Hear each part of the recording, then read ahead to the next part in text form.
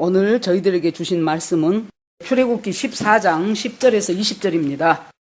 두려워 말고 하나님의 구원을 보라. 자, 같이 읽으시겠습니다. 시작. 바로가 가까워올 때에 이스라엘 자손이 눈을 들어본즉 애굽 사람들이 자기 뒤에 미친지라. 이스라엘 자손이 심히 두려워하여 여호와께 부르짖고 그들이 또 모세에게 이르되 애굽에 매장지가 없으므로 당신이 우리를 이끌어내어 이 광야에서 죽게 하느뇨. 어찌하여 당신이 우리를 애굽에서 이끌어내어 이같이 우리에게 하느뇨. 우리가 애굽에서 당신에게 구한 말이 이것이 아니뇨. 이르기를 우리를 버려두라. 우리가 애굽 사람을 섬길 것이라 하지 아니하더뇨. 애굽 사람을 섬기는 것이 광야에서 죽는 것보다 낫겠노라. 모세가 백성에게 이르되 너희는 두려워 말고 가만히 서서 여호와께서 오늘날 너희를 위하여 행하시는 구원을 보라. 너희가 오늘 본 애굽 사람을 또 다시는 영원히 보지 못하리라. 여호와께서 너희를 위하여 싸우시리니 너희는 가만히 있을지니라. 여호와께서 모세에게 이르시되 너는 어찌하여 내게 부르짖느뇨. 이스라엘 자손을 명하여 앞으로 나가게 하고 지팡이를 들고 손을 바다 위로 내밀어 그것으로 갈라지게 하라. 이스라엘 자손이 바다 가운데 육지로 행하리라. 내가 애굽 사람들의 마음을 강팍케 할 것인즉 그들이 그 뒤를 따라 들어갈 것이라. 내가 바로와 그 병거 모든 군대와 그 병거와 마병을 인하여 영광을 얻으리니 내가 바로와 그 병거와 마병으로 인하여 영광을 얻을 때에야 애굽 사람들이 나를 여호와인 줄 알리라 하시더니 이스라엘 진 앞에 행하던 하나님의 사자가 옮겨 그 뒤로 행하매 구름 기둥도 앞에서 그 뒤로 옮겨 애굽 진과 이스라엘 진 사이에 이르러 서니 저편은 구름과 흑암이 있고 이 편은 밤이 광명함으로 밤새도록 저편이 이 편에 가까이 못하였더라. 아멘. 기도합시다. 하나님 감사합니다. 오늘 또 저희들에게 주의를 허락하시고 하나님이 누구인가 예배드리게 하시니 감사합니다. 사람이 하나님을 예배한다는 것은 고양이나 개가 사람을 예배하는 것보다 훨씬 더 엄청난 일입니다. 우리 하나님께서 하나님을 예배하게 하시고 하나님의 마음이 저희들에게 부어지며 하나님의 뜻이 무엇인가를 분별할 수 있게 하는 은혜 주신 것을 감사드립니다. 하나님 말씀을 기록하게 하시는 분이 주님이셨습니다. 이 말씀이 능력이 되게 하신 분도 역시 주님이십니다. 능력 있는 주님의 말씀 가운데서 이 어렵고 힘든 세상을 하나님 은혜 안에서 살아가는 우리 모두가 되기 위하여 하나님 이 말씀들이 저희들의 심령에 잘 박힌 못처럼 하나님 아버지여 굳건하게 박혀서 이 세상 살아가는데 항상 승리하며 이긴 자의 삶을 살게 하여 주시옵소서. 성령님 이곳에 함께 하옵소서. 예수님 이름으로 기도합니다. 아멘. 우리가 인생을 살면서 참 평탄하게 살면 좋지요. 그런데 살아가다 보면은 참 우리 힘으로는 어떻게 할 수 없다 하는 그런 어려운 일을 당할 때가 있습니다. 이스라엘 백성들이 처음에 요셉이 그곳에 총리가 되어서 기근을 면하려고 갔는데 세월이 흐르면서 그냥 노예가 돼버렸죠. 그래서 그 430년이라는 긴 노예 생활을 하나님께서 모세를 택해서 지도자로 삼으셔서 10가지의 놀라운 기적을 체험하면서 나왔어요. 나오면은 하나님께서 하신 말씀이 하나님이 약속하신 약속의 땅으로 너희를 인도하여 내겠다 그랬어요. 그러면 거기서 나와가지고 약속의 땅인 가나안 땅을 가려면은 해안 도로를 타고 쭉 올라가면 돼요. 그런데 하나님께서 그곳으로 인도를 하지 않고 이스라엘 백성을 다시 광야길로 돌아가게 하시면서 홍해 앞까지 가도록 만드셨어요. 우리가 인생을 살 때 참 쉽고 편한 길이 있는데 이상하게 내 인생이 꼬일 때가 있어요. 그러면 내가 이걸 뭘 잘못했나? 하나님은 내 기도를 안 들어주는 분인가 보구나. 나는 버림받았나 보다. 이런 식의 어떤 참 자기 자신의 굉장히 패배감에 사로잡힐 수가 있죠. 그런데 그 길로 가면은 13장에 나와 있습니다. 왜 하나님께서 그 길을 돌이켜서 가게 하셨냐 그러면은 거기는 블레셋 사람들이 진치고 있는 곳인데 이 블레셋 사람들은 지금으로 하면 해적들이에요. 그래가지고 그 길로 가는 사람들하고 전쟁이 붙게 되겠죠.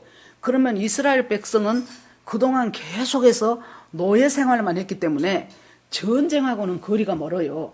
그래서 전쟁을 만나게 되면은 아이고 뜨거라 하고는 우리 다시 애굽으로 가자 하고 돌아가 버릴까 봐서 하나님께서 쉽고 편리한 길을 놔두고 이들을 갖다가 다시 홍해 앞으로 지금 오게 하셨습니다. 그런데 하나님이 인도하신 그 길이 앞에는 바다고 사람이 적군이 있다 없다를 던져버리고 진을 칠 때는 제일 중요한 것이 퇴로를 확보하는 거예요. 만약에 전쟁을 하게 됐을 때 적이 쳐들어올 때 이 사람들을 피해서 퇴각을 할 때 퇴로를 확보하고 진을 쳐야 마땅한 거예요. 그런데 앞에 바다고 사막이고 그 딱 사이에 믹돌과 바다 사이에 팍 끼어가지고 비하이롯이라는 곳에다가 하나님이 진을 치라고 해요. 그러니까 이것은 무슨 군사적인 전략을 떠나서 우리 같은 아줌마들이 봐도 왜 저기다 진을 쳤을까 한 거기다가 하나님이 진을 치라고 했는데 그곳이 하나님이 명령해서 된 거라고요. 하나님이 인도해서 그리 간 거라고요. 그러고는 이제 거기에 진을 치고 있어요. 그러면서 주님이 4절에 뭐라고 이 사람들도 모세도 이상하게 생각했을 거 아니에요. 왜 하나님이 이렇게 이상한 곳에다가 진을 치게 하셨을까라는 그 생각을 하나님께서 내가 바로의 마음을 강팍하게 한즉 그들이 너희들을 곧 뒤쫓아올 것이다. 그러나 너희들을 쫓아온 바로 왕과 바로의 군사들로 인하여 내가 영광을 받을 것이다. 애굽 백성도 내가 여호와임을 참신임을 알게 될 것이다 하고 말씀을 주셨어요. 자, 이제 한편 바로를 생각해 봅시다. 바로는 10번째의 재앙을 당하면서 이것이 이스라엘에는 기적이어요. 그런데 애굽한테는 재앙이에요. 그러죠? 10번째 재앙을 당하면서 눈 떠보니까 세상에 자기 장남부터 시작해가지고 백성들의 모든 장자는 물론이려니와 짐승의 첫 새끼까지 다 죽어버린 거예요. 그래서 이스라엘 백성을 이대로 놔뒀다가는 우리 온 애굽 백성 다 죽겠다 싶어서 어서 가라 해가지고 쫓아보내고 거기다가 은근 폐물까지 합해서 막 갖다 쫓아보냈죠. 그럴 때 9절에 보니까 이스라엘 백성이 거기를 나올 때 세상에 어떻게 이런 일이 있을 수가 있냐. 우리는 영원 무궁토록 여기서 노예로 살 줄 알았더니 어떻게 여호와 하나님이 우리를 이렇게 건져낼 수가 있어? 하고는 우리 개역성경은 담대히 나왔다 그랬어요. 담대히 나왔다는 말을 성경 하단 프리노트를 봐보세요. 그러면은 손을 들고 나왔다 그래줬어요. 그 말은 이 사람들이 의기양양하게 나왔어요. 너희들 지금까지 갑이었지 이제 우리가 너희들의 그 그늘에서 벗어나서 우리 하나님의 백성이다 하고 손을 높이 들고 주님 찬양합니다 하고 나왔다 그 말이에요. 그렇게 했는데 하나님이 한 며칠 지나고 지금 이 비하이롯에다가 진을 치게 딱 만들고 그러니까 바로는 며칠 지나 정신을 차리고 보니 첫째 자존심이 엄청 상했어요. 왜냐하면은 그 당시에 바로는 그냥 단순한 왕이 아니고 신의 아들이라고 생각했어요. 신이라고 생각을 했어요. 그런데 누구한테 졌어요? 일반 평민도 아닌 노예들의 신한테 자기가 져버린 거예요. 이 노예들의 이 섬기는 신이 감히 자기를 이렇게 돼가지고 엄청 자기의 자존심이 상했을 것이고 둘째는 이들이 200만, 150만에서 200만 정도 된다고 추산을 하는데 200만 정도 되는 첫째 노동력이 상실이 돼버린 거예요. 그 사람들이 200만 명이 일을 할 때 그 부가가치를 생각을 해보십시오. 엄청난 돈이겠죠. 거기다가 전쟁이 나면은 지금식으로 하면 총알바지요 얘들이. 그러니까 군사력도 손해가 났죠. 노동력도 손해가 났죠. 생각해보니 그냥 이 손해난 것이 얼마야 이렇게 된 거예요. 세 번째는 직접 말은 했을지 안 했을지 모르지만은 백성들 속에서 원망 소리가 더 높아지기 시작했어요. 아니 첫 번째 두 번째 그 재앙을 할 때는 모세가 지팡이 던지니까 지팡이가 뱀이 되지요. 그러니까 애굽의 술사들도 따라해요. 한 두 번까지는 따라합니다. 그러다가 점점 강도가 세지게 되니까 애굽의 술사들은 흉내를 못 내. 저기 강 하수에 있는 개구리들 전부 올라오게 하고 그 다음에 막 우박이 떨어져가지고 채소들 다 없애버리고 그 다음에 메뚜기가 와서 다 주워 먹어버리고 해가지고 이건 뭐 말할 수가 없어요. 더군다나 나중에 보니까 흑암이 캄캄한 흑암이 3일이나 계속이 됐어요. 해는 떴는데 해가 안 비치는 거예요. 그래서 더듬어서 찾아야 될 정도로 그런 흑암이었어요. 그러니까 애굽 백성들이 뭐라고 했겠습니까? 아이고, 왜 10번째까지 가냐고. 응? 6번째, 7번째쯤 됐을 때, 아, 이거 아니구나. 애굽의 술사들이 뭐라고 합니까? 폐하. 이건 인간이 하는 짓이 아닙니다. 이 정도의 기적은요, 이건 인간이 도저히 흉내 못 냅니다. 지금이라도 쟤네들 내보내십시오. 앞으로 여기서 더 강한 재앙이 온다면은 이 나라 절단 납니다. 폐하, 내보내십시오. 그래도 안 내보내요. 왜 그렇습니까? 내가 이래봬도 신의 아들인데 감히 저 모세 말 듣고 내가 내보내? 여러분, 사람이요 교만하지요. 교만하면은 어디까지 갑니까? 갈 때까지 가요. 갈 때까지 가야 깨달아요. 그 전에 수없이 많은 사인을 하나님이 주셔요. 10번째 재앙 전까지 9번의 재앙이 있었잖아요. 이때 한 번이라도 돌이켰으면은 나머지 재앙은 안 당한단 말이에요. 그런데도 인간이 교만하면은 하나님이 나한테 이 사인을 주는구나 하는 사인이 귀에 들어오지가 않아요. 마음에 박히지가 않아요. 여러분 생각을 해보세요. 어떤 엄마가 아이를 야단칠 때 처음부터 말 한마디 안 하고 잡아갖고 두드러 패는 엄마 없어요. 하지 마라. 그렇게 하면 네가 이러이러한 것이 잘못된 거야. 하지 마. 엄마가 몇 번 말했지. 몇 번이고 그 일을 반복하다가 그래도 애가 말을 안 들 때는 매를 들죠. 하나님도 우리한테 마찬가지지요. 그래서 여러분, 복받은 사람이 어떤 사람들인 줄 압니까? 하나님의 사인에 민감하게 반응할 줄 아는 사람이에요. 하나님이 나한테 아, 이건 이상하네 하고 뭔가 사인을 주면은 주님 하고 딱 무릎 꿇고 주님, 제가 잘못했습니다. 제가 돌이키겠습니다. 우리가 연약해서 다음에 또 그런 짓을 저지를지라도 그때마다 하나님, 제가 잘못했습니다. 저를 하나님 인도해 주시옵소서. 이것이 연약한 자가 아니라 용기 있는 자예요. 이것이 지혜 있는 자예요. 그러는데 바로는 완악하니까 10번째 갈 때까지 가지 절대로 그 안에 돌이키들 않아요. 그러니까 애굽 백성들이 어쩌겠습니까? 여기까지 꼭 와야 되냐고. 중간에 저 사람들 내보내버렸으면 이렇게 우리가 자식 죽는 일까지는 안 당할 거 아니냐. 이런 원성들이 점점 더 높아지기 시작했어요. 정치하는 사람들은 제일 민감한 것이 여론에 민감해요. 그러니까 보세요. 우리나라도 뭐 지지도가 몇십 프로로 줄었다 그러면 막 그것을 어떻게 만회를 하려고 막 엄청 애를 쓰죠. 그런 것처럼 이 여론에 민감한데 보세요. 자기 경제력 손해났지요. 노동력 손해났지요. 자존심 상했지요. 거기다가 백성들의 여론이 지금 안 좋아지지요. 그래 놓으니까 지금 막 분하고 이것을 어찌해야 될까 하는 판인데, 야, 어떤 정보원이 하나 이 일을 일거에 뒤집어 버릴 수 있는 사건이 하나 생겨요. 와가지고 폐하, 저 이스라엘 백성이요, 저 히브리 백성이요, 홍해하고요, 믹돌하고요, 그 사이에 딱 비아히롯이라는 곳에 딱 박혔답니다. 그러니까 그냥 바로가 그러면 그렇지, 지들이 노예만 살았지 저것들이 병법을 알아? 그러고는 좋다 하고는 드디어 600승의 최신의 무기, 지금 같으면 뭐 SLBM 뭐 패트리어트 미사일 막 이런 엄청난 최신 병기예요. 그때는 철병거 600승을 제일 선두에 세우고 그 다음에 보통 병거 세우고 그 다음에 마병과 기병 세우고 그렇게 하고 이제 돌격 비아이롯으로 그렇게 하고 가는 거예요. 자, 이스라엘이 이제 백성들은 이렇게 진치고 이제 텐트 치고 이렇게 하고 있는데 어디선가 뭔 소리들이 들려요.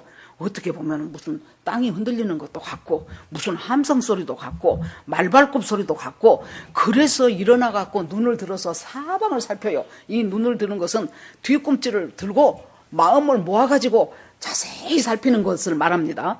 사방을 살피니 세상에 지진도 아니에요. 비 오는 소리도 아니에요. 아니 저 멀리에 뽀얀 먼지를 일으키면서 애굽의 철병거와 그 군대들이 막 우리를 향하여 막 시시각각 다가오는 거예요. 와, 이제 우리는 죽었다 그러죠. 근데 이 눈을 들으라는 말이 처음에 나온 것이 창세기 13장에 나와요.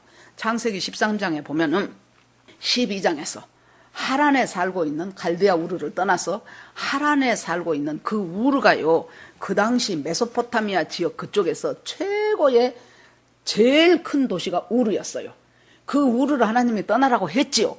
그래서 지금 오다가 하란에서 멈췄어요. 하란은 4번째로 큰 도시요. 그러니까 서울을 떠나서 어디로 가는데 거기에 한 대전이나 울산 뭐 그 정도쯤 가서 에이 그냥 여기도 도시화 많이 되었으니까 그냥 여기서 살자 하고 살고 있는데 하나님이 아브라함을 또 불러서 너는 내가 너에게 지시한 땅으로 가라. 본토 친척 아비집 떠나라. 그렇게 해서 지금 가는 겁니다. 갔어요. 가자마자 뭔 사건이 생겨요? 기근이 생겨버렸어. 하나님이 가라 그랬어. 잘 먹고 잘 살고 우상 만들어갖고 팔아갖고 부유하게 살아요. 그런데 하나님이 느닷없이 뽑아내가지고 너 저리 가라 하는데 그 말에 순종하고 가기도 보통 믿음이 아니에요. 여러분 여기서 터잡고 살고 있는데 갑자기 나를 불러서 외국은 던져버리고 저기 전라남도 신안군 소금만 나는 거기 가서 너 나머지 인생 살아라 그러면 제가 가고 싶겠습니까? 그런데 그리 뽑아놨으면 그러면 하나님이 함께 하셔야 되잖아요. 그런데 가자마자 기근이 들어. 내가 생각해보지도 못했던 어려움이 닥치는 거예요. 그래서 그냥 안 되겠다. 기근은 피하고 보자. 그러고는 전부 애굽으로 가죠. 그래서 애굽에서 가가지고 보니까 야 사라가 엄청 아름다웠던가 봐요. 제법 나이가 있는데도 당신이 이렇게 아름다우니 저 바로 왕이 내 아내라 그러면은 그 당시에 그런 사람들의 문화가 그랬나 봐요. 남편을 죽이고 마누라를 취해버려.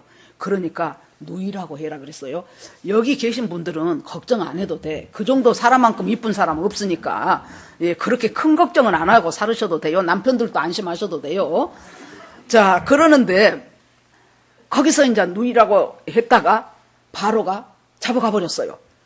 그래가지고 자기 후궁을 삼으려고 했는데 하나님이 아차 안 되겠다 싶어갖고는 바로한테 너 그 여자 손대지 마 그렇게 된 거죠. 그러니까 바로가 불러가지고 알고 보니까 네 마누라네. 근데 왜 나한테 누이라고 해서 나로 하여금 죄를 짓게 만들 뻔했냐. 그러고는 이 사라의 참 무너진 자존심을 회복시키시기 위해서 하나님이 놀라운 일을 행해요. 많은 은금 패물을 줘요. 그러면서 이거 갖고 가라고. 그러고 아브라함하고 롯한테도 가축을 많이 줘요. 그 당시에는 가축이 재산이에요.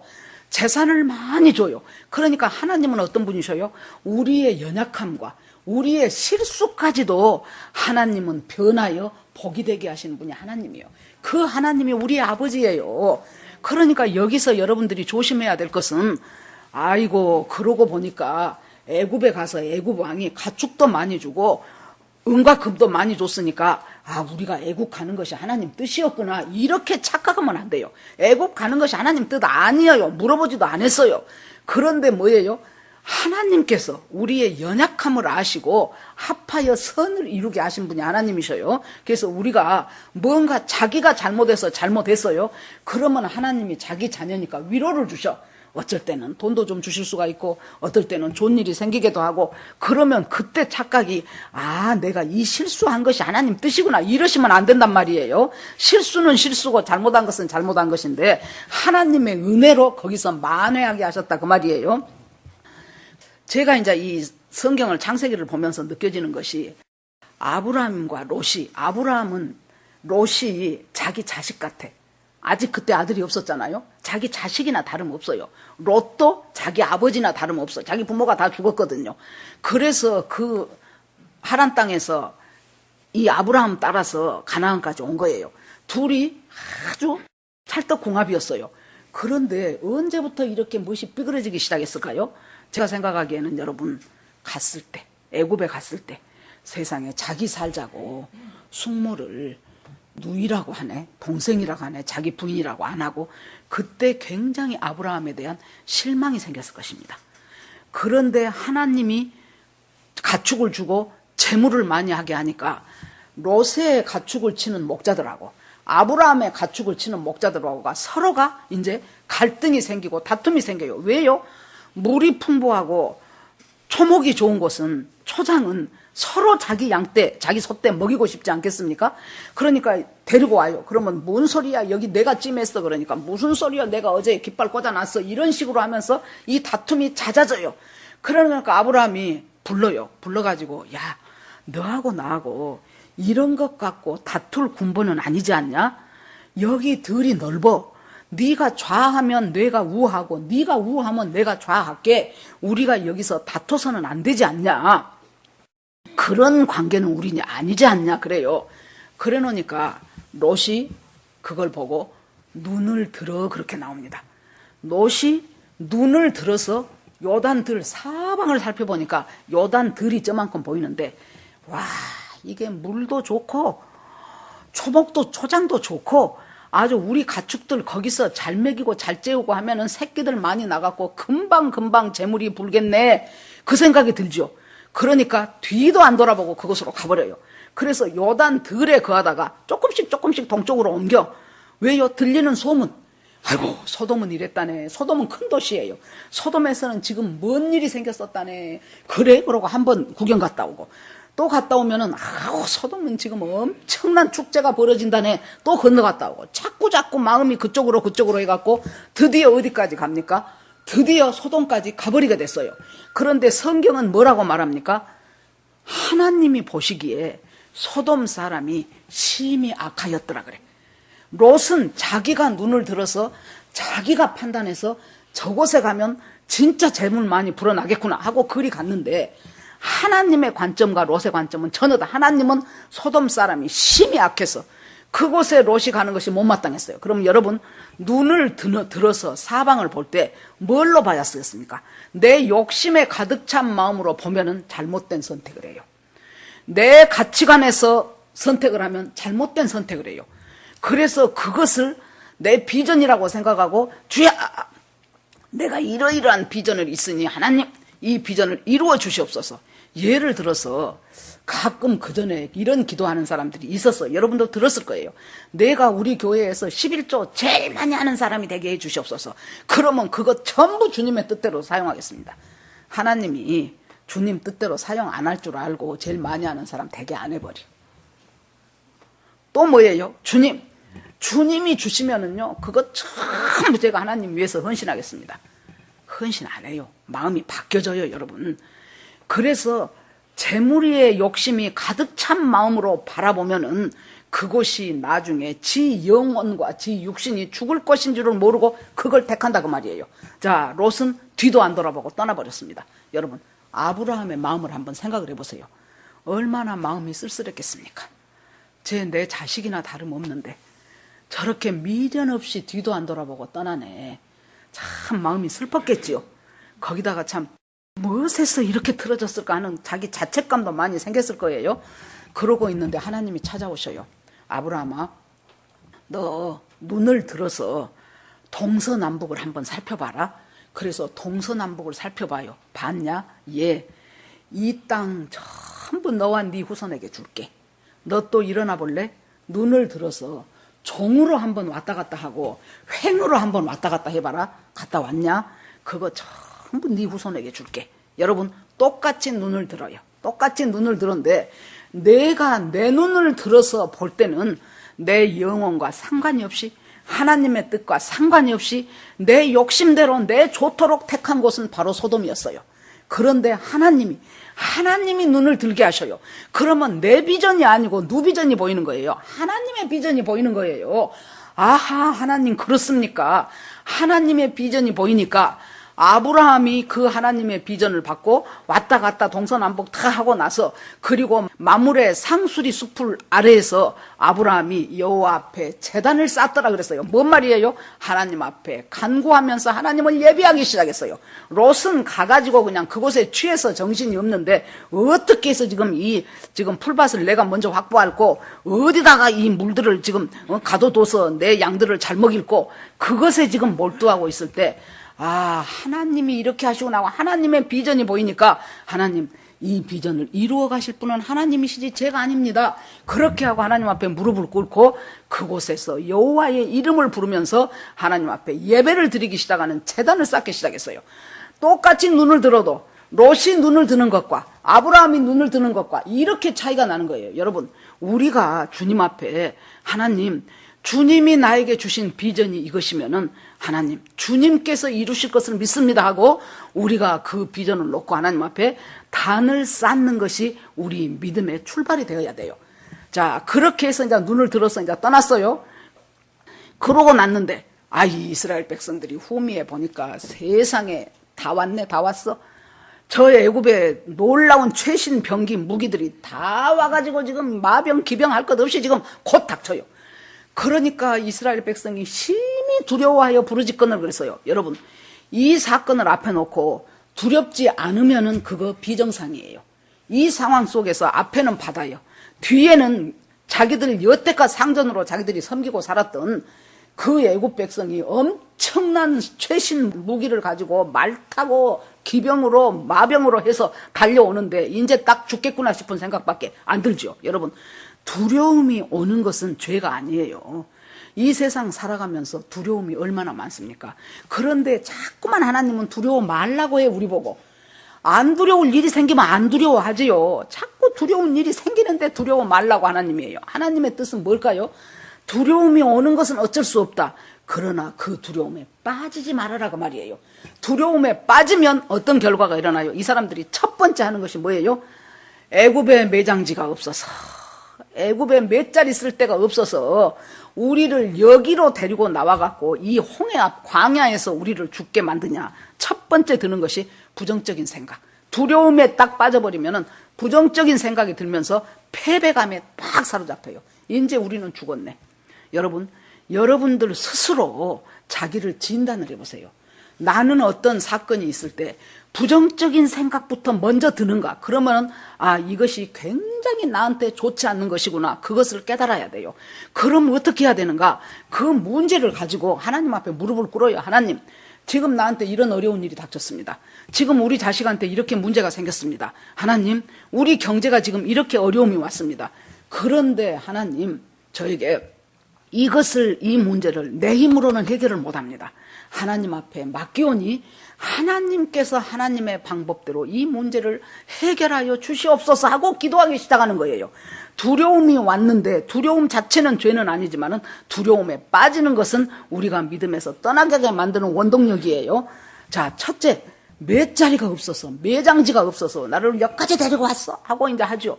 그 다음에 뭐예요? 그러니까 우리가 뭐라 그랬냐, 애굽에서 살 때 이제 원망이 나와요. 패배감과 열등감과 부정적인 생각이 확 나를 사로잡고 나면 우리 인간은 어째요? 그 다음에 옆에 봐, 너 때문이었어. 네가 그때 그렇게만 안 했어도 내가 그런 짓 안 했지. 네가 돈만 많이 제대로 딱딱 벌어왔어 봐. 내가 그렇게 이상한 짓 하다가 다쳤겠냐? 그러면서 네가 공부만 열심히 제대로 했어 봐 하면서 그때 딱 보니까 모세가 보이거든요. 그러니까 모세, 네가 우리를 이리 안 간다고 했는데 살살살살 꼬셔가지고 우리를 여기까지 데리고 나왔고, 지금 생각해보니 우리가 여기서 죽는 것보다는 차라리 애굽에서 노예로 사는 것이 훨씬 나아. 그러면서 모세를 향한 원망이 실은 여러분 하나님을 향한 원망이에요. 그래서 우리 광야에서 다 죽겠네 그랬더니 하나님은 어떤 분이셔요? 내 귀에 들린 대로 행하시는 하나님이란 말씀이 나오지요. 이 사람들이 우리 광야에서 다 죽겠네 했지요. 여호수아와 갈렙 빼놓고 1세대들은 광야에서 다 죽었어요. 말한 대로. 여러분, 입술은 권세가 있어요. 왜 그렇습니까? 하나님이 인간을 만들 때 하나님의 형상대로 만들었어요. 하나님이 천지 창조를 할 때 인간만 여러분 흙으로 주물딱주물딱 해가지고 그 코에 생기를 넣었지, 산, 바다, 강, 새 이런 것들 전부 다 예수님이 말씀 한마디로 다 창조하셨어요. 우리가 하나님의 형상으로 닮았기 때문에 우리가 하나님의 형상대로 닮은 인간의 입술의 권세가 그렇게 놀랍다고 말이에요. 전에도 많은 예를 들었죠. 그 전에 어떤 교수님 오셔가지고 토끼 2마리를 딱 놔뒀어요. 그래가지고 계속해서 라면만 줘. 한 달을 라면을 먹여요. 그러고 나서 한 토끼한테는 막 이쁘다 그래. 아이고, 오늘 아침에 보니까 네가 어제보다 더 이뻐졌네. 그러면서 어제 눈이 그렇게 너는 이쁘냐? 아우, 너 참 사랑스럽구나. 갈 때마다 볼 때마다 그 말을 해요. 한 토끼한테는 아이고, 저거 못난 거, 못생긴 거, 아주 저거 어디다가 또 똥 싼싸놨어. 그러면서 이제 막 툭툭 때리고 풀 주면서도 머리 톡톡 찍어주고 그런 식으로 하고 한 달이 지냈어요. 한 달이 지내서 얘네들 둘이 콜레스테롤 수치를 비교를 하니까 똑같이 먹은 것은 라면만 먹었어요. 그랬는데 이쁘다 한 그 토끼는 콜레스테롤 수치가요, 라면 먹기 전하고 거의 변동사항이 없어. 그런데 막 미운 소리하고 쿡쿡 찌르고 스트레스 주고 그랬던 이 토끼는 콜레스테롤 수치가 엄청나게 증가된 거예요. 그걸 이렇게 우리 동영상으로 보여주셨어요. 그때 제가 깨달은 것이 오래전이에요. 우리 교회 좀 깨달은 것이 정말로 우리가 좋은 음식, 유기농, 기왕이면 좋은 음식 먹으려고 하고 유기농 먹으려고 애쓰고 안 좋은 것은 안 먹으려고 하고 우리 그러지요. 뭐 그건 나쁘다는 거 아닙니다. 그것보다 더 중요한 것이 우리가 뭐예요? 바로 하나님 앞에서 내 마음을 어떻게 평강 가운데 살아가냐가 나를 살게 만드는 것이지 내 육신의 건강도 주는 것이지 속은 스트레스로 무너지고 속은 불평불만과 아주 염려와 두려움으로 가득 채워갖고 음식만 유기농 갖다 먹은다고 해서 그 사람 건강이 보장되는 것은 결단코 아니구나. 그걸 그때 깨달았어요. 그래서 주님이 부활하시고 나셔갖고 제자들한테 완 첫마디 뭐예요? 샬롬! 너희에게 평강이 있을지어다. 여러분 고대 강실에서 살아도요 내 마음에 평강이 없으면 그것은 초가상관만 못해요. 그거 지옥이에요. 우리 주님께서 우리에게 그렇게 평강 주시기를 원하시는 분이에요. 여러분 속 시끄럽습니까? 이런저런 소식들로 인해서 내가 그냥 불안하고 스트레스 받고 어찌나 좋을지 모르겠습니까? 그거 좋은 것 아닙니다. 하나님 앞에 딱 갖다가 놓고 하나님 지금 이렇게 불안합니다. 지금 이렇게 두려운 세대입니다. 지금 환경이 이렇게 힘듭니다. 지금 어떻게 해야 될지 앞으로 잘 모르겠습니다. 주님 어떻게 하시기를 원하십니까? 그럴 때 주님께서 우리한테 기도하면 주님께서 우리에게 말씀도 주시고 우리에게 기도하는 가운데 하나님께서 주 너의 하나님만 바라봐라 하면서 주님이 깊은 평강을 주시고 세상에 있는 것들보다 네 안에 계신 성령이 훨씬 크다는 거 잊지 말아라. 제가 전에도 지금 벌써 몇 주 전부터 말씀드렸죠. 제가 지금 세상이 흉흉해요. 그래서 어느 날 새벽에 일어나서 하나님 앞에 기도했어요. 하나님 참 지금 불안하고 두려운 시대를 저희들이 살고 있습니다. 이 백신도 엄청나게 지금 주요 뉴스들은 안 하고 있지만은 부작용이 많다고 이스라엘에서도 사람이 많이 죽고 미국에서도 맞은 사람들은 많이 죽고 그중에서도 제일 효과가 보장되지 않는 아스트라제네카인가 뭐 그것을 우리나라 사람들한테 접종한다고 하고 뭐 계속해서 이렇게 한다고 하니 하나님 참 지금 속 시끄러운 시대를 저희가 살고 있습니다. 그러면서 기도를 하는데 주님께서 세상에 있는 것들보다 네 안에 계신 성령이 훨씬 크심을 잊지 말지어다. 아멘. 그러면 결론이 어떻게 나왔어요? 하루하루 한순간 한순간 주님 의지하면서 살아라 그 말이에요. 그러면 결정적인 순간에 주님은 우리를 구원하실 것을 믿으시기 바랍니다. 불안해갖고 달달달달 뜬 것이 하나님 뜻이겠습니까? 두려워서 꺼져 들어가는 것이 하나님 뜻이겠습니까? 지금 이 사람들이 심히 두려워하고 그 두려움을 갖다가 그 두려움 속에 함몰되어 버리니까 나타나는 현상 열등감, 패배감, 두려움 그 다음에는 누구를 원망할 거 해갖고 모세 원망하고 모세 원망은 곧 하나님을 향한 원망이다 그 말이에요. 그렇게 하면서 모세를 갖다가 네가 책임져 지금 그 말이죠. 그러자 모세가 뭐라고 합니까? 너희는 가만히 있어. 오늘날 너희를 위하여 행하시는 구원을 보라. 똑같은 조건이에요. 지금 모세라고 지금 저 사람들이 안 보이는 거 아니에요. 저 애굽의 군사들이 안 보이는 거 아닙니다.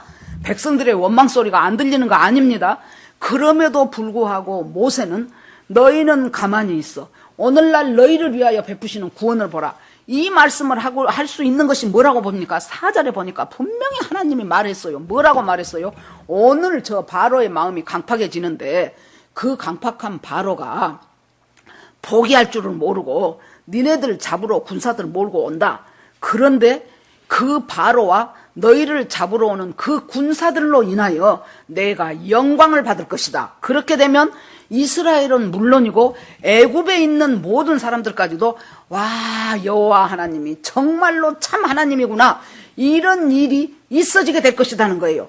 그 말을 모세는 가슴에 새긴 거예요. 다 들었어요. 모세가 그 말 백성들한테 다 말해줬어요. 그런데 여러분 내 앞에 새로운 어려움이 닥치면은 과거에 나를 향해서 베푸셨던 하나님의 은혜는 사그리 잊어버려요. 우리가 하나님 전혀 몰랐던 사람 같아요. 어찌하여만 부르짖는 거예요. 그러면서 하나님이 계시다면서 어떻게 이런 일이 일어날 수가 있어요. 내가 뭘 그렇게 잘못했다고 하면서 모든 원망을 하나님 앞에 돌려요. 하나님이 자기 보고 그 길 가라고 했냐고요. 저 알아서 갔지. 하나님이 자기 보고 그 장사 하라고 했냐고요. 지 가고 싶어서 했지. 그래 놓고는 뭐라 그래요? 어려움이 닥치면 하나님은 전지전능하다면서 나 좀 안 망하게 하시지.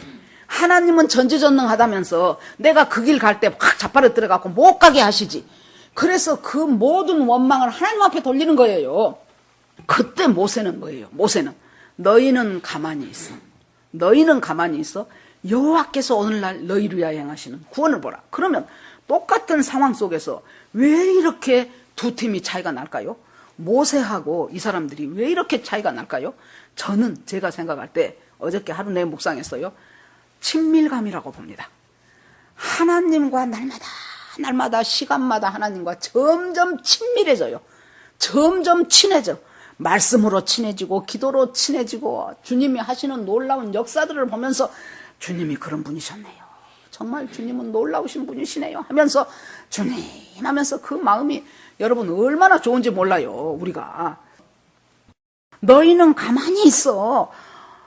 오늘날 우리를 위해서 베푸시는 구원을 보라 할 수 있는 그 근본적인 동기는 뭐예요? 자꾸 말씀과 기도와 이 모든 것들을 통하여 하나님을 내가 알아가는 거예요.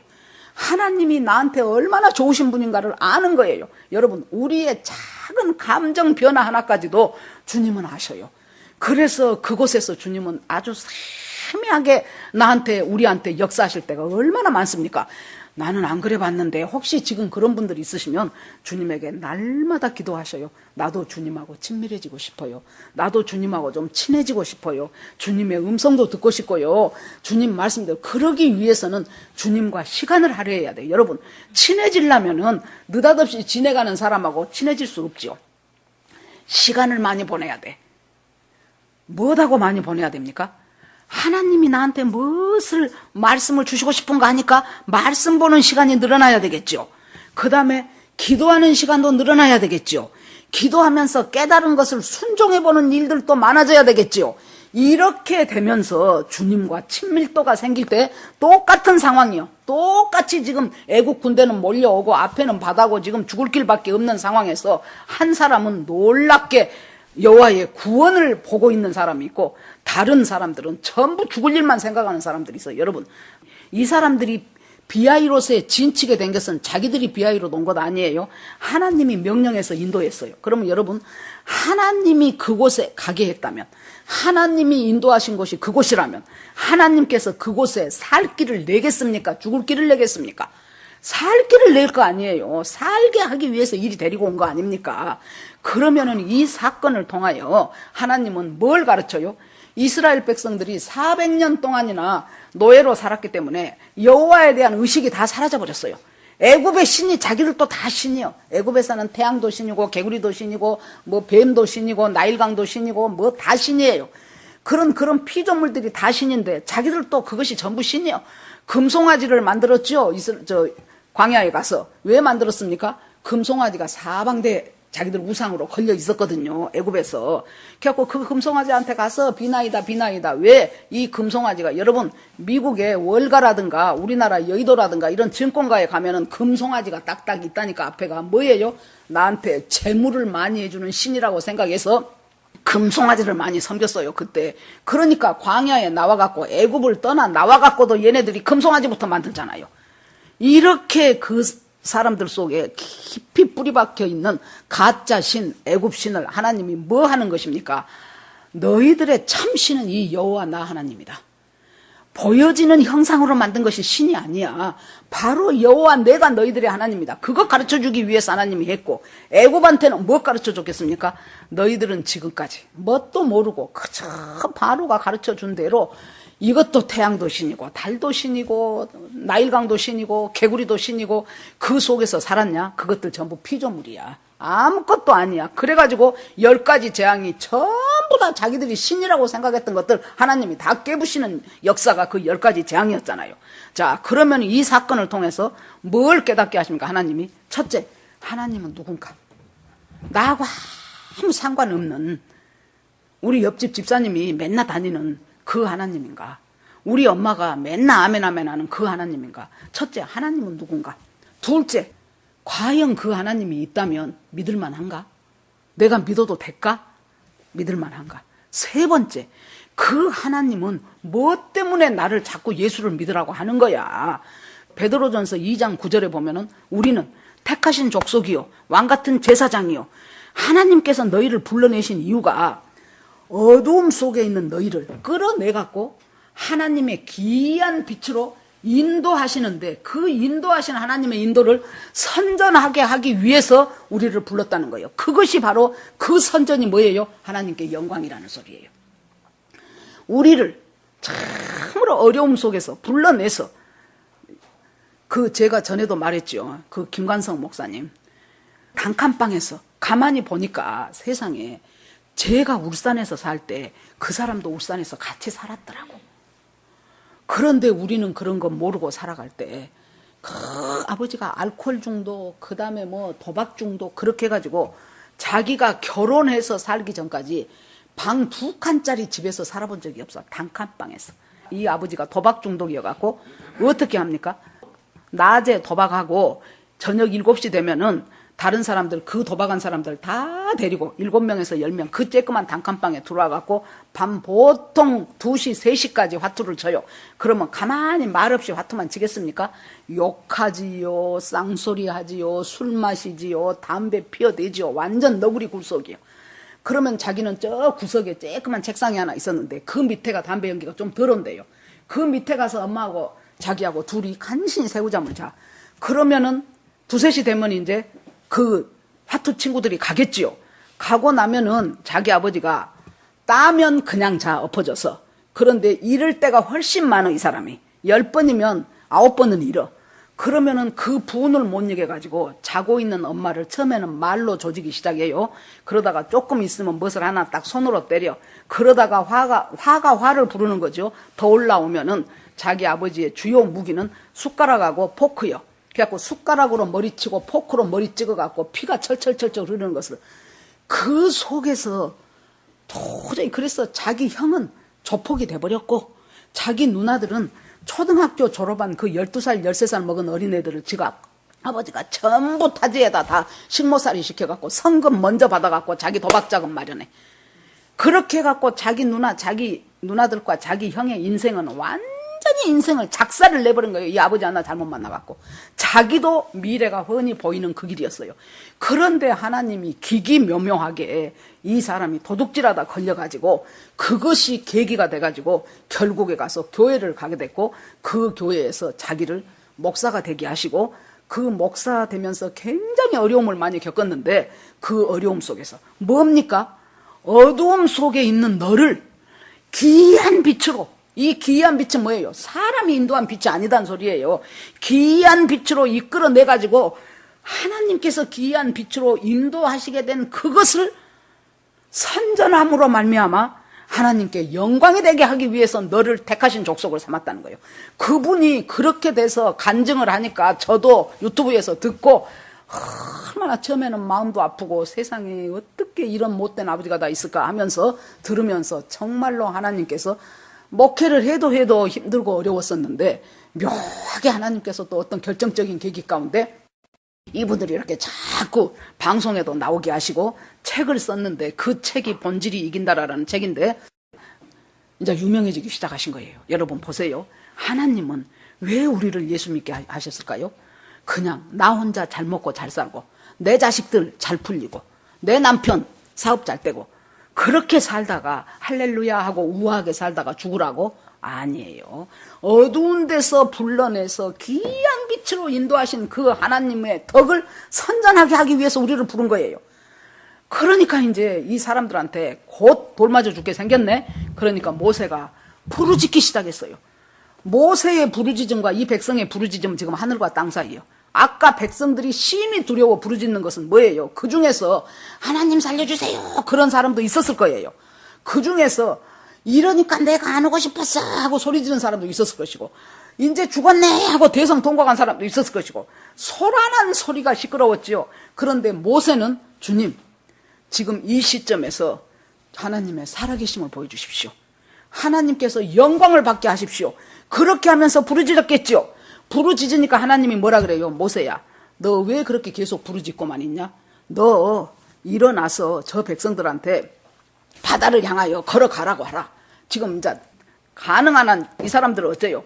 바다로 들어가도 못하고 뒤로 가지도 못하고 그렇게 하고 있는 상황에서 지금 어쩔 줄을 모르고 있는데 바다 쪽을 향하여 발걸음을 떼게 하라는 거예요. 그러니까 여러분 보세요. 부르짖을 때가 있고 우리 예수 믿는 사람의 특징은 기도한다는 거예요. 부르짖을 때가 있으면 그 다음에 뭐예요? 액션을 취할 때가 있다 그 말이에요. 부르짖었어요? 그러면 하나님이 부르짖어서 하나님이 응답 주셔요?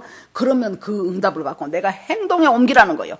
계속 부르짖지만 말고 네가 백성들 보고 바다를 향하여 발걸음을 떼라고 하라는 거예요. 여러분 첫 발걸음을 뗄 때 하나님의 역사가 움직이셔요.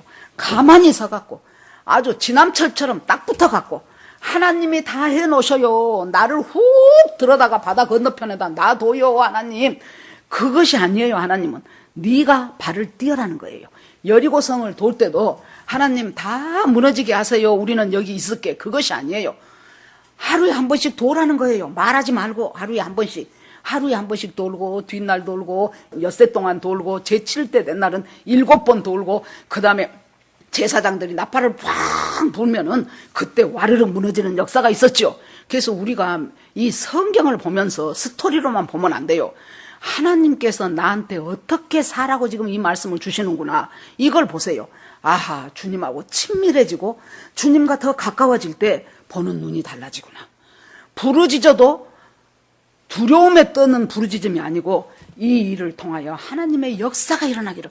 여러분 작은 어려움을 만났을 때는 하나님이 작은 구원을 이루셔요. 큰 어려움을 만났을 때는 하나님이 큰 구원을 이루셔요. 지금 이것은 목숨이 왔다 갔다 하는 지금 이 사건 속에서 하나님의 놀라운 큰 일을 이루실 하나님을 믿음의 눈으로 바라보라는 거예요. 자, 그냥 백성들이 자 바다 쪽을 향해서 지금부터 하나 둘 하고 이제 발걸음을 떼기 시작하자 하나님이 너는 네 손을 들어서 지팡이를 높이 들어서 바다 위를 가리켜라. 그리고 이 바다가 갈라지라고 명하라는 거예요. 그래서 모세가 그렇게 했어요. 그럴 때 이 사람들이 광야를 갈 때 인도하는 것이 뭐였어요? 구름 기둥이었죠. 그 구름 기둥이 항상 앞에서 인도해. 그래야 하나님의 인도가 저리 가구나. 우리가 사당역까지 왔는데 갑자기 휙 구름 기둥이 이수역을 향해서 간다. 그러면 좌양좌 해가지고 우리가 이수역을 향해서 가야 돼요. 그런 것처럼 구름 기둥이 항상 앞에서 이 대열을 인도하는데 구름 기둥이 갑자기 뒤로 물러가가지고 이스라엘 진영과 애굽 진영 사이에 구름 기둥이 탁 서버리는 거예요.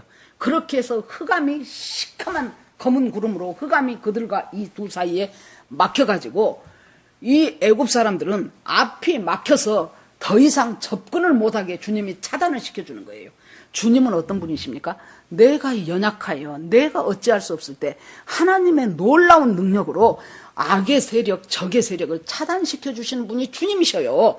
그렇게 딱 막아놓고 그 다음에 천사들이 그날 바빴어. 나중에 물어보세요. 나 그날 엄청 바빴다 그럴 거예요. 왜 그래요? 하나님의 사자가 그 일을 했다고 나오잖아요. 그렇게 해놓고는 그쪽은 흑암이요. 그쪽은 흑암인데 이쪽은 하나님의 빛이 비쳐요. 그러니까 우리 예수 믿는 사람들은 살아가는 방법이 달라야 돼요. 흑암 속에서 애굽 사람처럼 살아서는 안 돼요. 하나님의 말씀 붙잡고 빛 가운데서 살아가야 돼요. 그러는데 거기에 하나님이 밤새도록 통풍으로 바다 밑에 땅을 말려. 에이, 그런 법이 어디 있어. 하나님은 천지를 창조하신 분이요. 그까짓 건 못 말려요. 바다 밑으로 밤새도록 통풍을 불게 해서 말려. 왜요?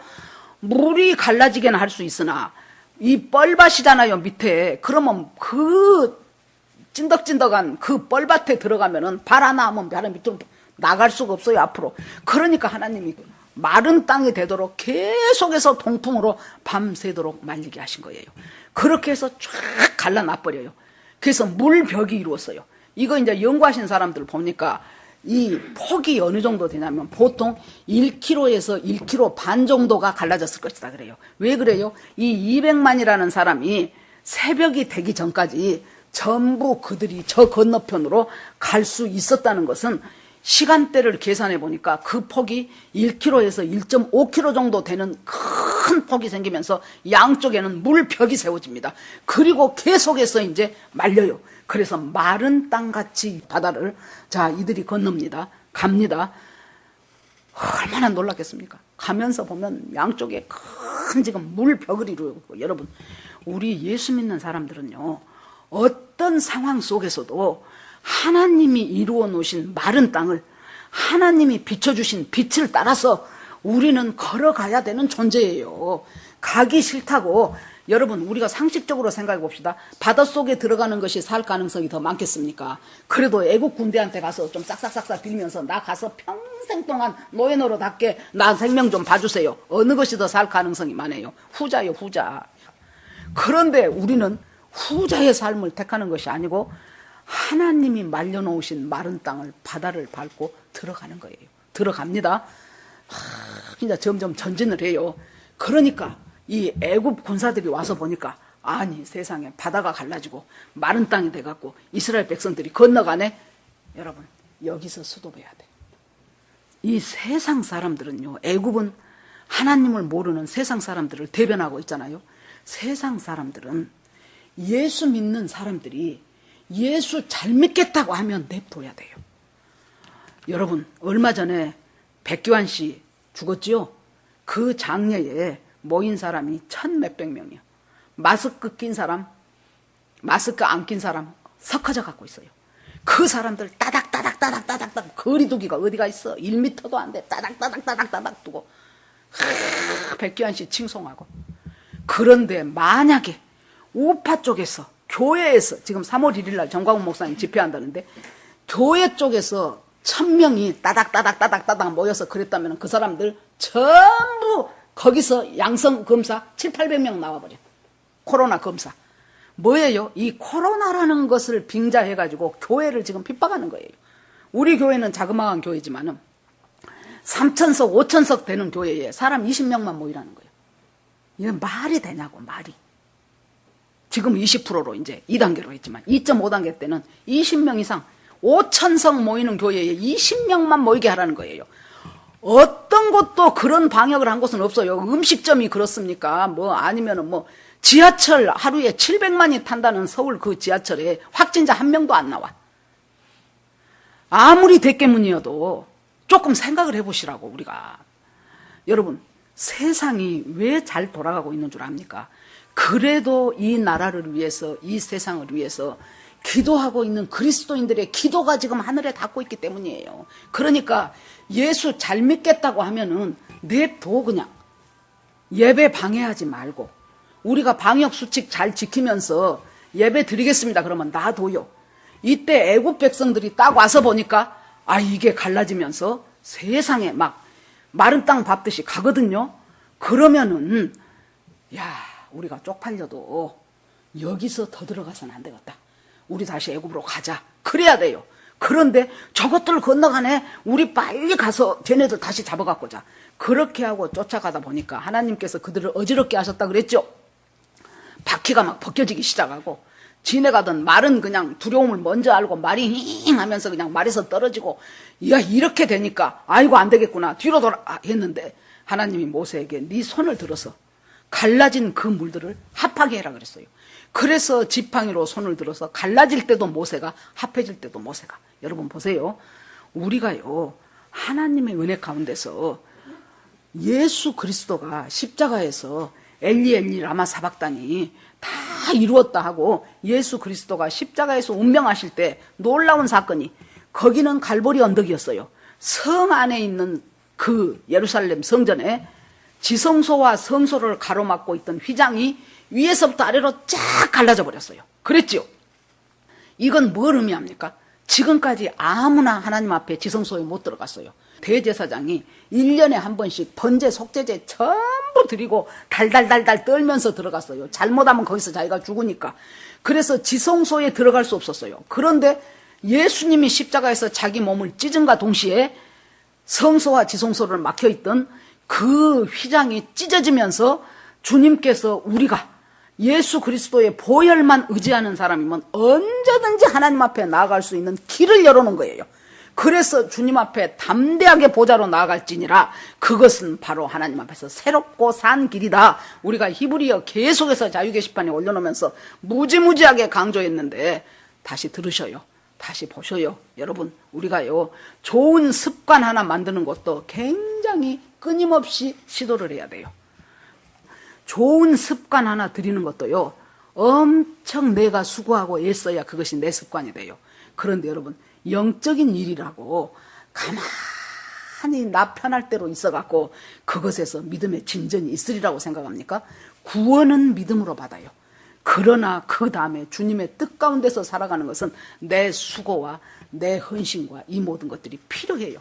시간도 필요하고 무릎 꿇는 기도도 필요하고 내 자신, 내 자만심 같은 것을 계속 하나님 앞에서 내려놓는 그 자기 부인도 엄청나게 필요한 거예요.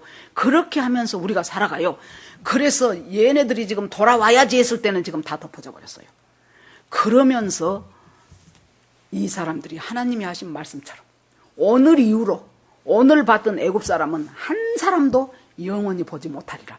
그러면서 주님께서 마지막에 31절에 하신 말씀이 이 사건으로 인해서 이스라엘이 여호와께서 애굽 사람들에게 베푸신 큰 일을 보았으므로 애굽이 여호와를 경외하며 여호와와 그 종 모세를 믿었더라 그랬어요.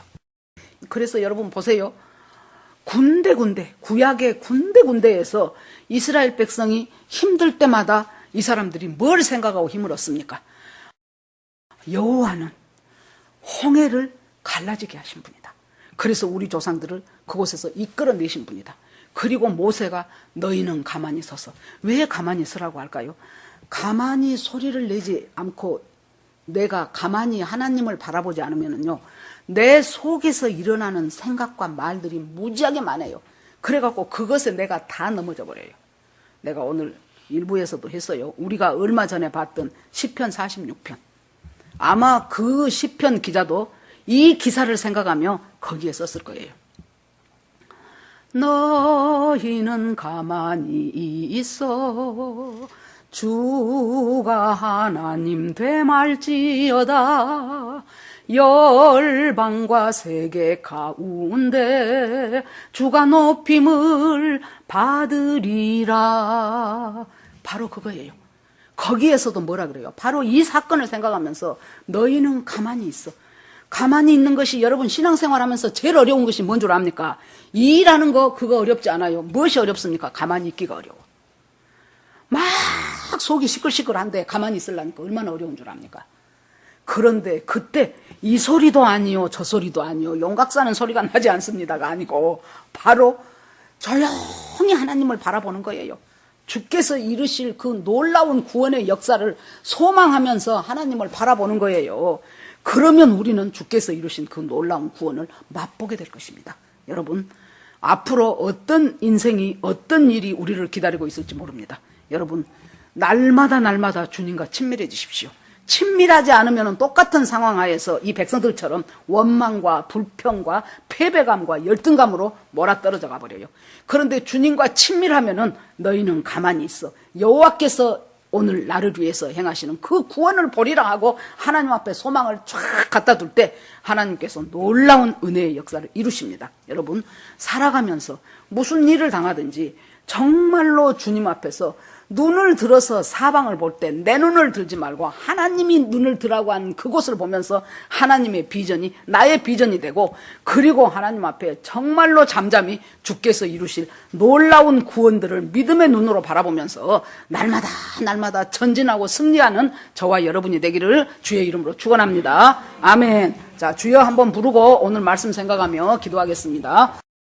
주여 하나님 아버지 감사합니다. 출애굽기 14장을 통해서 하나님 주께서 우리에게 주신 놀라운 은혜의 시간을 하나님 저희들이 알게 하시고, 참 어렵고 힘든 시기를 살아갈 때마다 저희들 속에서 터져 나오는 것은 원망이 먼저고 불평이 먼저고 너 때문이야 하고 자기는 뒤로 빠지고 싶은 것들이 얼마나 많습니까? 하나님, 그때 우리는 눈을 들어 하나님의 비전을 바라보며 가만히 서서 주께서 이루시는 구원을 보는 하나님, 그 믿음을 저희에게 허락하여 주시기를 간절히 원합니다. 하나님, 날마다 겉사람은 후패하나 속은 날마다 새로운 사람이 되게 하여 주시옵소서. 하나님, 믿음 안에서 더욱더 주님과 친밀해지게 하시고 지금까지 몰랐던 주님을 날마다 시간마다 더 깨달아 알게 하여 주시옵소서. 하나님, 어려운 시기 잘 이겨내고 할렐루야, 주님 다시 재림하실 때 할렐루야로 주님을 맞는 우리 모두가 되기를 원합니다. 하나님 앞에 모두 올려드리고 우리를 구원하시러 오실 예수 그리스도의 이름으로 기도합니다. 아멘.